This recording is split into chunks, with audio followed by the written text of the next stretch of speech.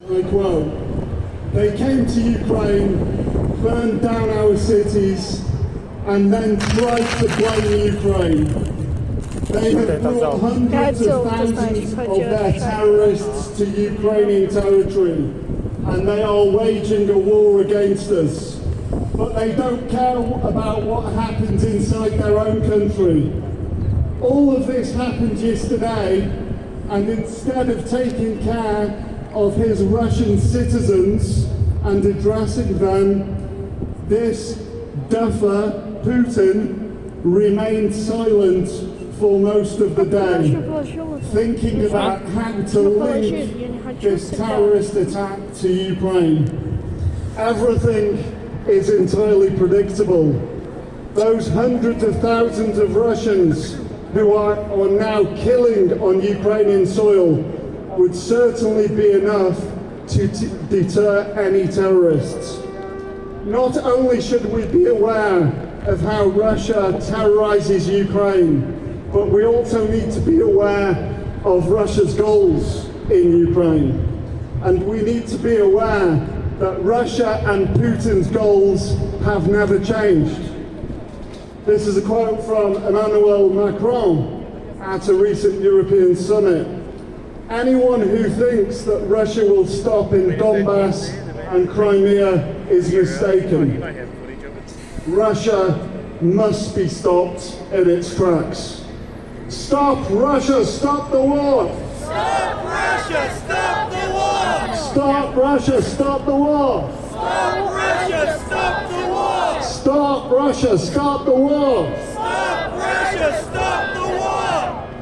Former General Ben Hodges, I don't know if you listen to him, but he's a very good man to listen to. He spoke at the recent Kiev Security Forum, and he stressed that it's necessary to strengthen sanctions against Russia. Also, according to the General, 2024 will be the year of industrial competition, and we need to be ready to support Ukraine. But we can do that by strengthening sanctions and also increasing sanctions against Russia. More sanctions on Russia! More sanctions on Russia! More sanctions on Russia! More sanctions on Russia! More sanctions on Russia! More sanctions on Russia! And I was here on Wednesday, and Roman was speaking about Russian products and how Russian products are still being consumed, and all of the money that Russia makes from selling its products goes into its coffers in order so it can wage war on Ukraine. So every penny we spend on products from Unilever, Procter & Gamble, Pepsi Cola, Cadbury's, that goes into the genocide against Ukrainian people, and we need to be aware of that. So, total embargo on Russia! Total embargo on Russia! Total embargo on Russia! Total embargo on Russia! Total embargo on Russia! Total embargo on Russia! Total embargo on Russia! Total embargo on Russia! Hodges continues.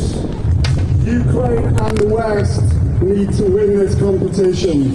I'm talking about, of course, building up ammunition supplies, but also moving forward maintenance capabilities so that the Ukrainian soldiers can fix forward equipment that is broken or damaged on site, as well as increasing their ammunition stocks. The only language that Russia understands is when it's met with force, when it's met with weakness, when it's met with people who say, oh, maybe we should talk to Russia so that it doesn't get worse. Russia sees this weakness, exploits it, and goes even further. We need to be cognizant of that, and that's why we need to arm Ukraine now. Arm Ukraine now! Arm Ukraine now! Arm Ukraine now! Arm Ukraine now! Arm Ukraine now!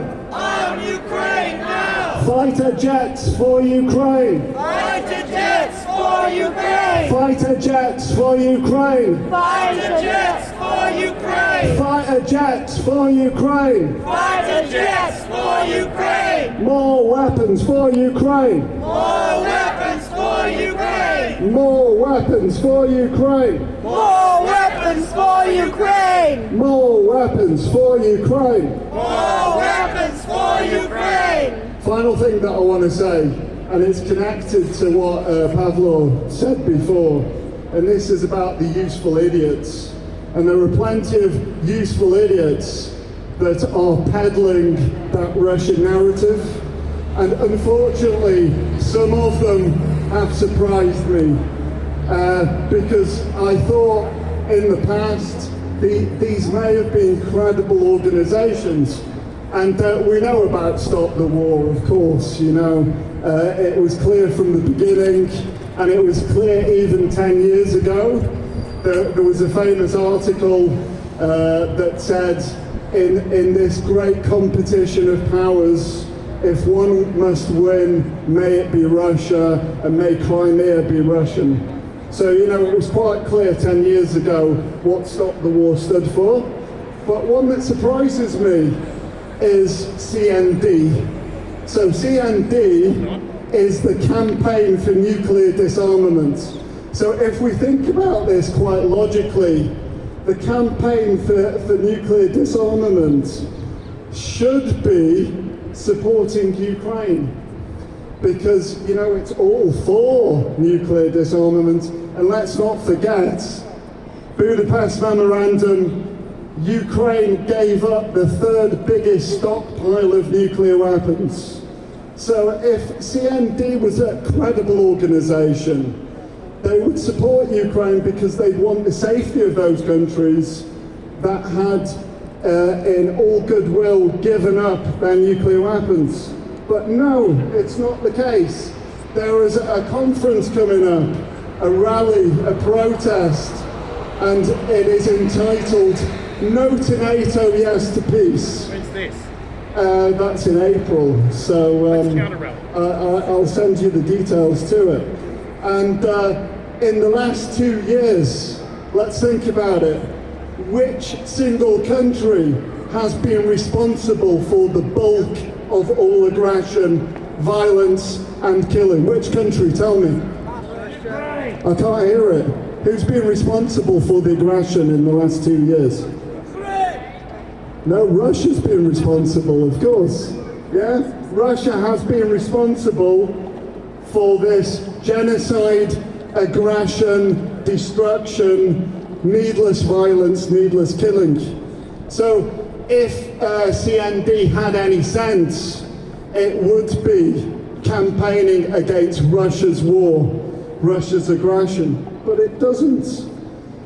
Just to think about things, should someone tell the CND that the largest nuclear disarmament was done by Ukraine, and that Ukraine received security guarantees for it, and not following up on such security guarantees makes nuclear proliferation more likely?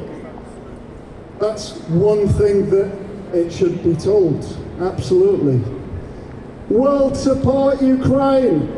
World support Ukraine! World support Ukraine! World support Ukraine! World support Ukraine! World support Ukraine! And all together we will win! All together we will win! All together we will win! All together we will win! All together we will win! All together we will win! Slava Ukraini! Slava Nazi! Ukraina! Ukraina! Ukraina! Nasz heroim trudzi, slava, slava, slava. Thank you. Thomas. Thank you very much, Thomas. Thank you.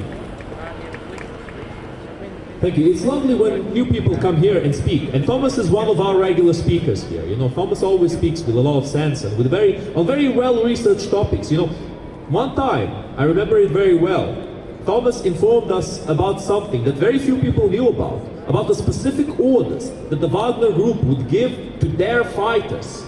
Specific orders to kill everybody in specific occasions. And this can be researched, this can be traced down to what actually happened there. There's plenty of videos of Wagner fighters admitting that they were told, leave no one alive. These specific orders, women, children, elderly, doesn't matter. Everybody would be killed. That is something that people should consider when speaking for negotiations with Russia. Because one day, you're negotiating with Russia, and the next day, you find yourself surrounded by Wagner troops, waiting to rape the women and to exterminate every single person who's in there. Criminals pulled straight from jail and sent to kill you. That is what the Wagner Group is. And although Prigozhin and Utkin, the two big dogs in Wagner, have been killed, honestly, because Prigozhin was running his mouth against Putin at that point. He was speaking too much truth against Putin. He was revealing too much. It has nothing to do with all the war crimes that Prigozhin has committed. No, Putin respected and praised Prigozhin for those war crimes.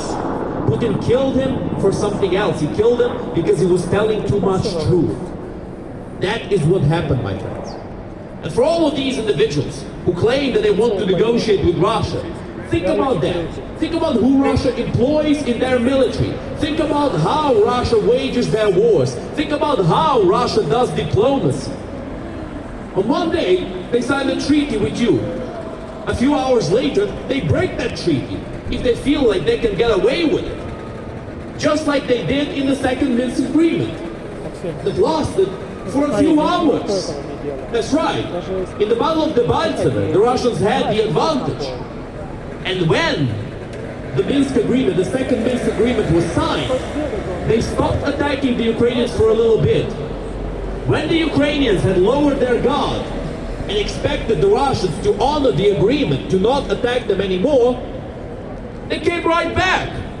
And they attacked with renewed force. And that is how they won the Battle of Debaltseve. But of course, the Shills and Russophiles claim that it was the Ukrainians that broke the agreement somehow. Although the Russians have started this war, although the Russians had started attacking in the Battle of Debaltseve, they were the ones on the attack, on the offensive.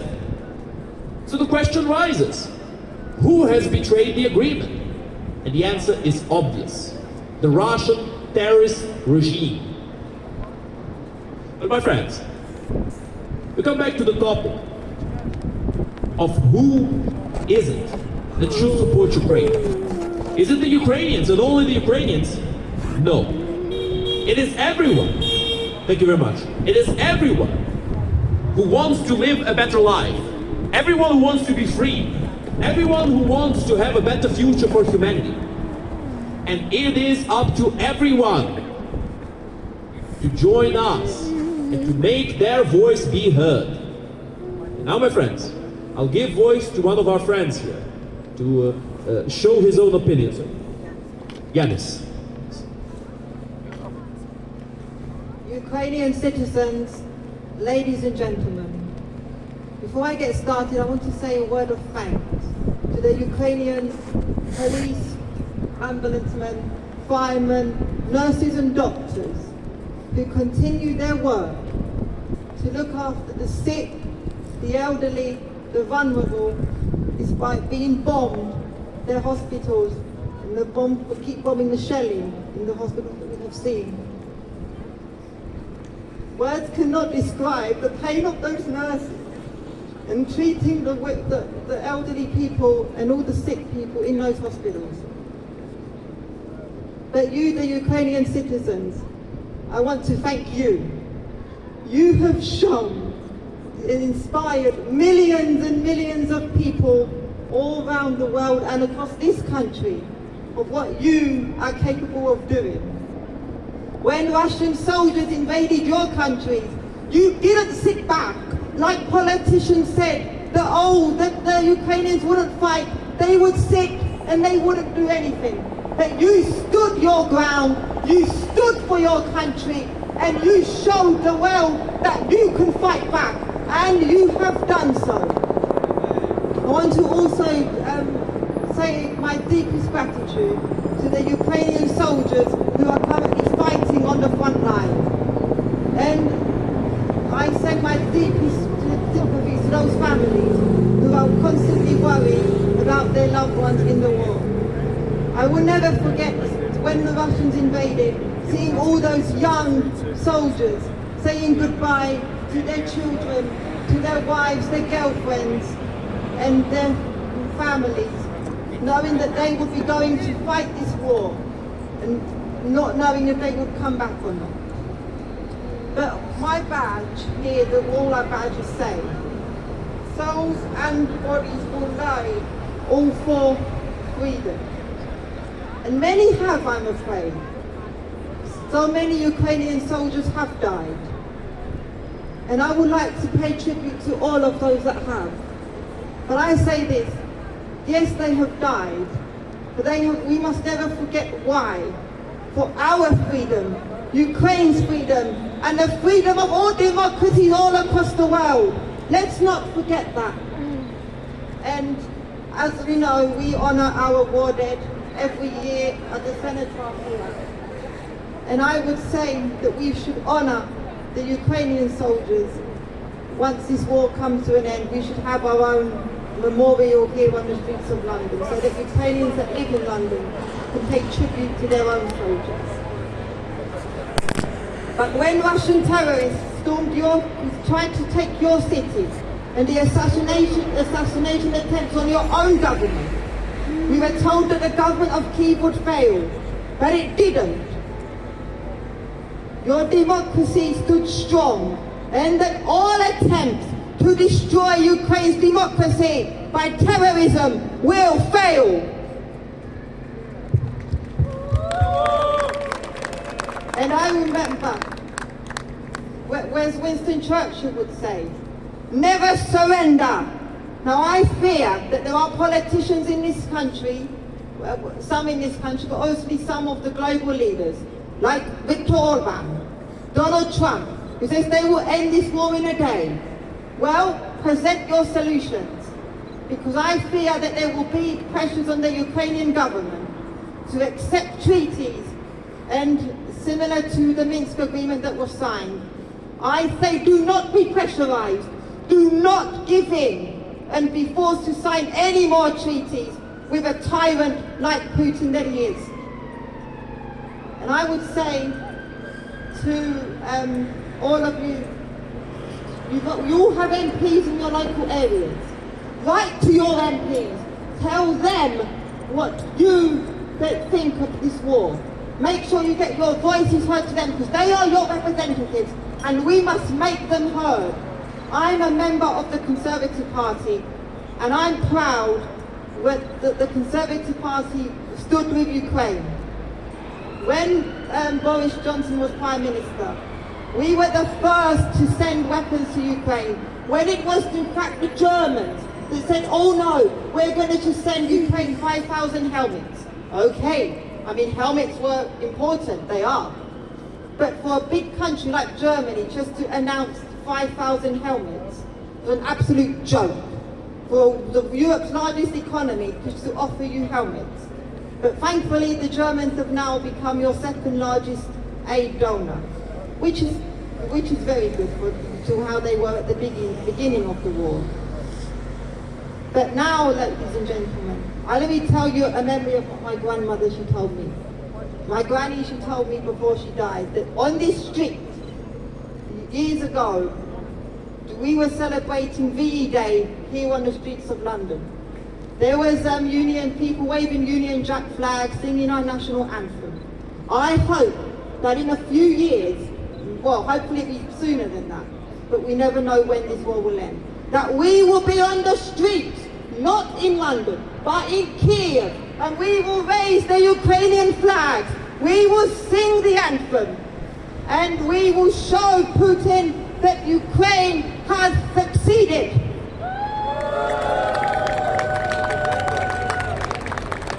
And now I will come to an end, but we must never surrender, as Winston Churchill said. Mr. Speaker, thank you. Thank you, my friend. Слава Україні!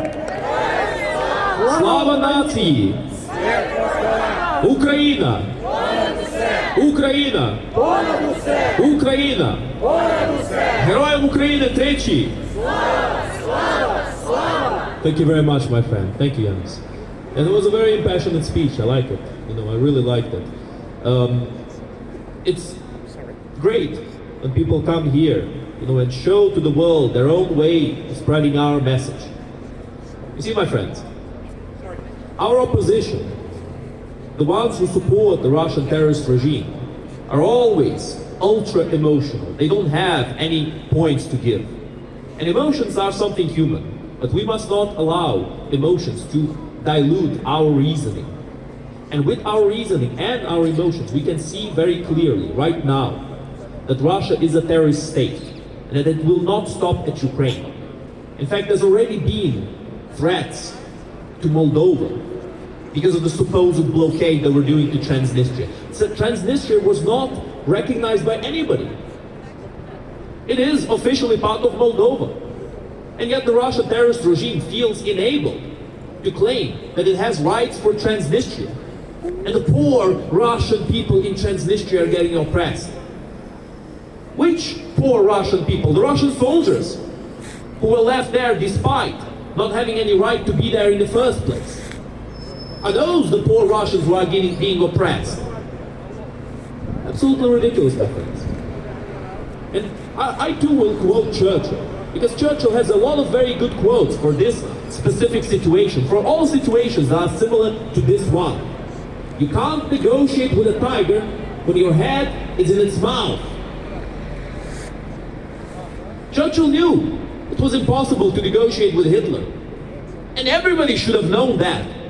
But not everybody did. Now in hindsight, we think that World War II was the world against Germany. But back in those days, a lot of countries were pursuing this policy of appeasement. The UK was the only country in Europe who always stood against Nazi Germany.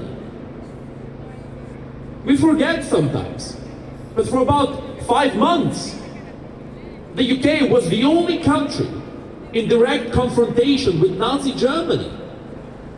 The only one. Now, did the UK have a chance of winning that war alone? A low chance, my friends. But the UK endured. The UK fought back. The UK did better than what the Nazis expected them to do. And in the end, they won. They never surrendered. Because if you surrender to a hungry tiger, it doesn't mean that you will be spared. It just means that you will be eaten without even putting up a fight. That's exactly what it means to give concessions to Russia, to surrender to Russia. Today, my friends, as usual, I will go to Speaker's Corner with some of the people who usually go with us there. And the people who are in Speaker's Corner sometimes speak against our cause. And it's good to find opposition. It's good to engage with that opposition head on. One of the things that they usually say is as follows. They ask us, why is it that Ukraine didn't just surrender? Why is it that Ukraine didn't just allow the Russians to take over? I mean, there would be less deaths, right? There would be less casualties, less blood. Don't you want peace? But my friends, in situations like these, people forget that sometimes the alternative to war is not peace. Sometimes the alternative to war is extermination. And that's exactly what the Ukrainians are facing right now. That is what the Ukrainians